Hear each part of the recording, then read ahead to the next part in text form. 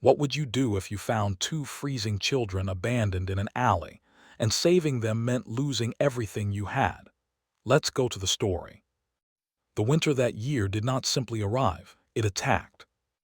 It carved through old coats, slipped under loose window frames, and clawed at the skin of anyone caught outside too long. In small industrial towns, winters carried a cruel personality of their own.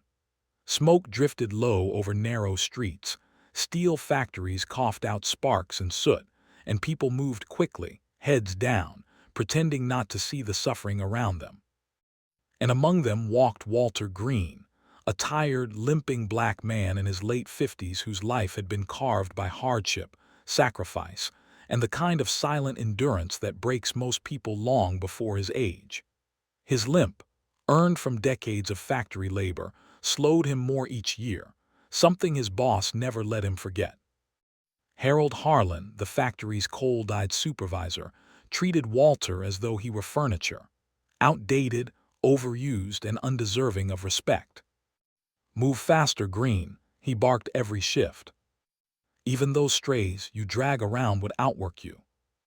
Workers laughed, some because they agreed, some because they didn't want Harlan's wrath aimed at them next.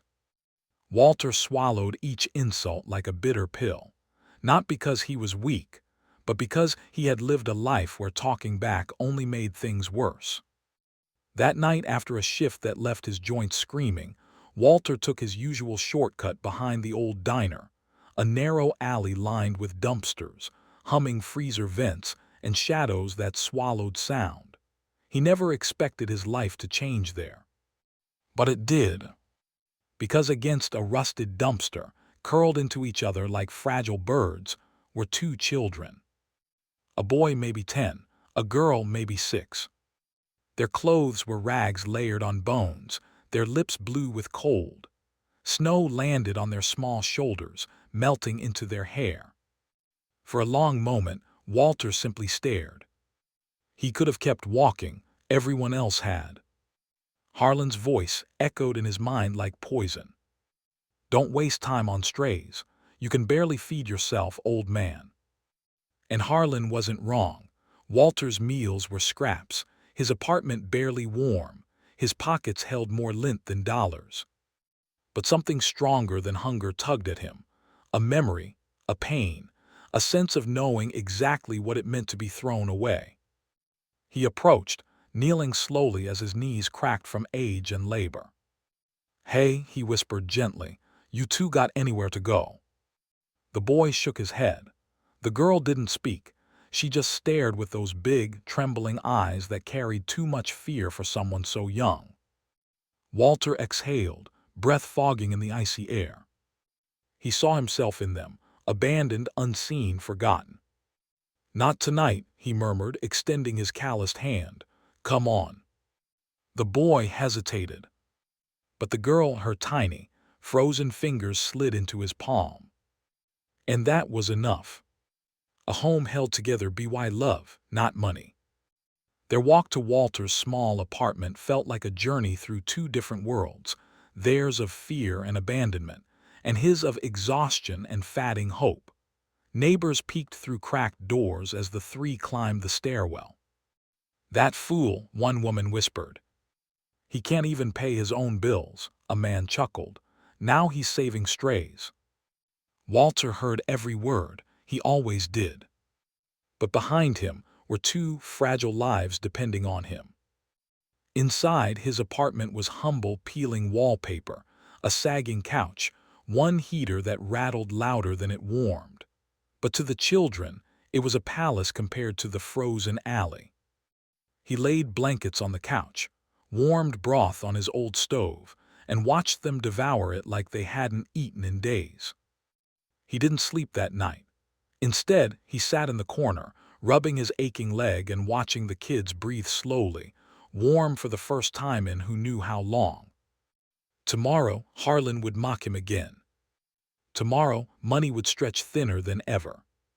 But those two kids, they would not sleep on concrete again, not as long as he was alive. That night the bond formed, quiet, fragile, unbreakable.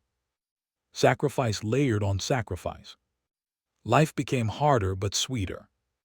At the steel factory, the air smelled of burned iron. Machinery screamed louder than the workers, and every day Harlan sharpened his insults like knives. Green, even those orphans you drag around move faster than you. Laughter echoes, eyes glance, and Walter stands alone, swallowing everything. But at home, everything changed. When he opened his apartment door after long shifts, the children ran to him like sunshine breaking through a storm.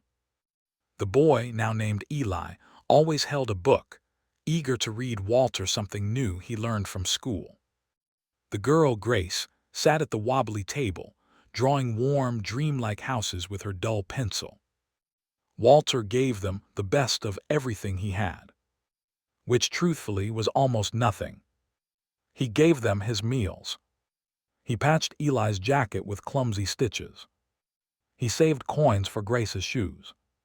He huddled close with them when the heater died. Neighbors gossiped harder. A black man raising 2 white kids, it'll never last. They'll turn on him one day, mark my words. Walter ignored it all. He poured his life into them, work by day, love by night. He taught Eli how to shake a hand with pride. He taught Grace how to count coins and keep her head high. He gave them something they'd never had, belonging. Each sacrifice bent his back more, but lifted their lives higher. And slowly, with years, kindness sprouted into something beautiful. Eli grew sharp-minded, earning scholarships. Grace grew fierce, becoming a voice people listened to. Walter pinned their letters to his peeling wall like trophies. He believed kindness wasn't wasted. And he was right. But someone else had been watching, too. Harold Harlan. And jealousy ensured he wasn't watching with admiration. The trap that shattered everything. Years passed. Eli and Grace left for college, chasing futures Walter had fought to give them. Walter's body, though, was breaking.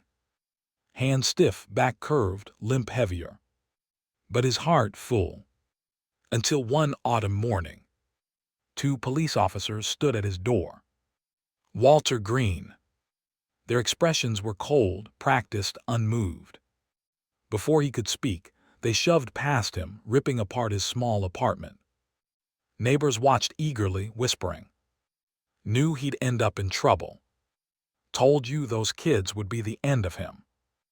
Then, from under his couch cushion, officers pulled a small bag stuffed with cash and company equipment labeled with factory tags. Walter's world stopped.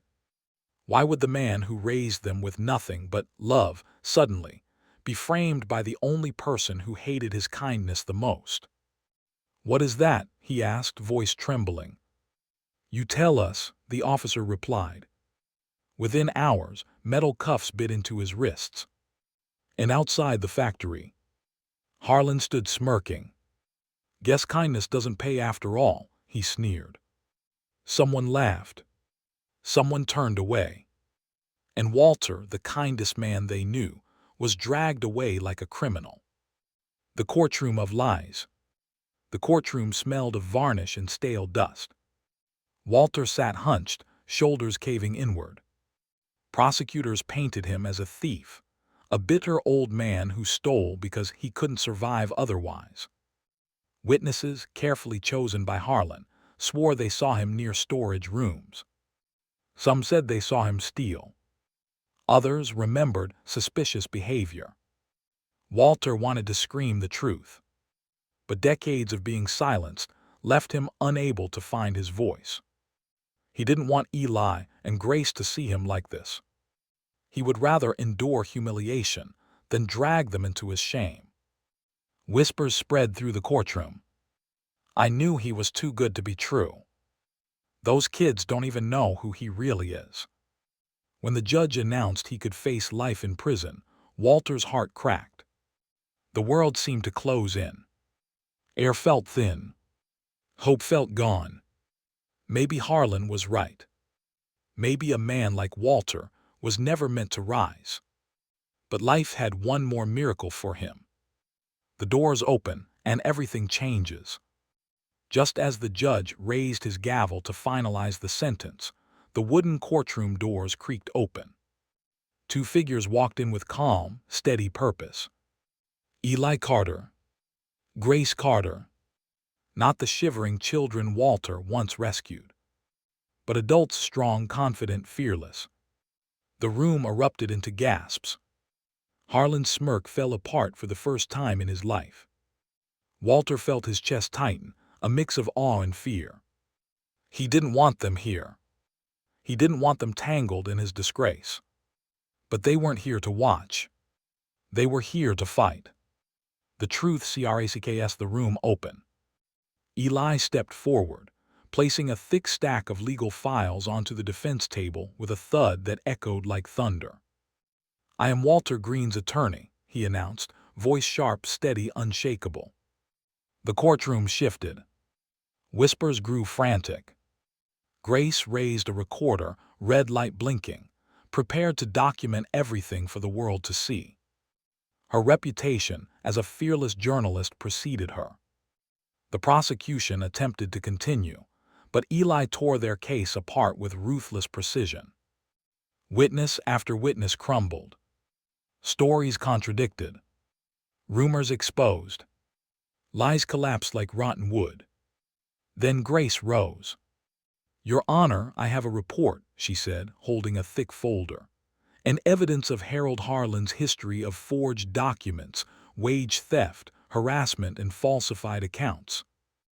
Gasps hit the room like a wave. Harlan went red, fists tight, jaw trembling. Grace exposed every detail, every dishonest dollar, every coercion, every falsified record. Reporters scribbled furiously. The judge leaned back, absorbing the storm unfolding before him. When he finally spoke, silence fell. "This case," the judge said slowly, "appears to be built entirely on manipulation." He looked at Walter, then at Harlan. "All charges are dismissed." The room exploded, applause, gasps, whispers. Harlan stormed out, defeated, face burning with shame. And Eli placed a steady hand on Walter's trembling shoulder. Grace knelt beside him and whispered, "You don't have to carry anything alone anymore, Dad." "Dad." That single word shattered Walter's remaining strength, not in pain, but in relief. The two children he saved from the cold had returned to save him from a cage. Full circle, kindness never dies. Neighbors who once mocked him now stood silent. Reporters surrounded them. Strangers applauded. And Walter, old and weary, finally straightened his back, lifting his head high. He once saved two children with nothing but kindness. 20 years later, they saved him, with everything they had become. Because kindness doesn't fade. Kindness doesn't vanish. Kindness isn't wasted. It waits. It grows. And when the world tries to break the one who planted it, kindness comes back with fire. The end. When the judge was moments away from giving him a life sentence, who walked into the courtroom and revealed the truth that no one expected.